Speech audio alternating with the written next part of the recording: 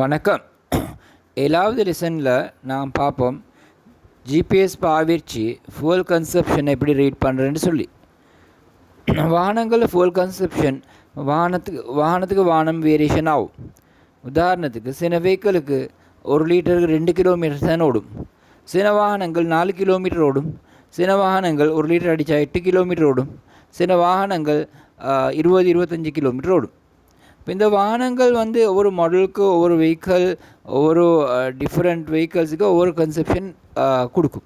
அது நாம் எப்படி ஃபியூவல் கன்செப்ஷன் ரீட் பண்ணுறேன்னு சொன்னால் ஜிபிஎஸ் டிவைஸ் அடித்து அந்த வெஹிக்கிளுக்கு நாம் 2 முறை இருக்குது. ஒன்று ஃபியூவல் சென்சர் அடிக்கலாம், அப்படி இல்லாட்டி ஓபிடி டிவைஸ்ன்னு சொல்லி ஒரு டிவைஸ் ஒன்று இருக்குது.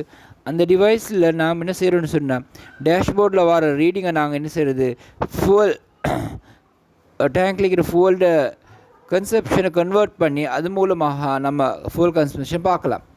முதல் முறையாக நாங்கள் பார்க்குறேன்னு சொன்னால் fuel consumption fuel sensor fuel டேங்க்குக்கு நாங்கள் கனெக்ட் பண்ணுறது, அதால் வர ரீடிங்கை நம்ம ஜிபிஎஸ் டிவைஸ் மூலமாக கேல்குலேட் பண்ணி நம்ம சிஸ்டத்துக்கு இன்டர்ஃபேஸுக்கு எடுக்கலாம்.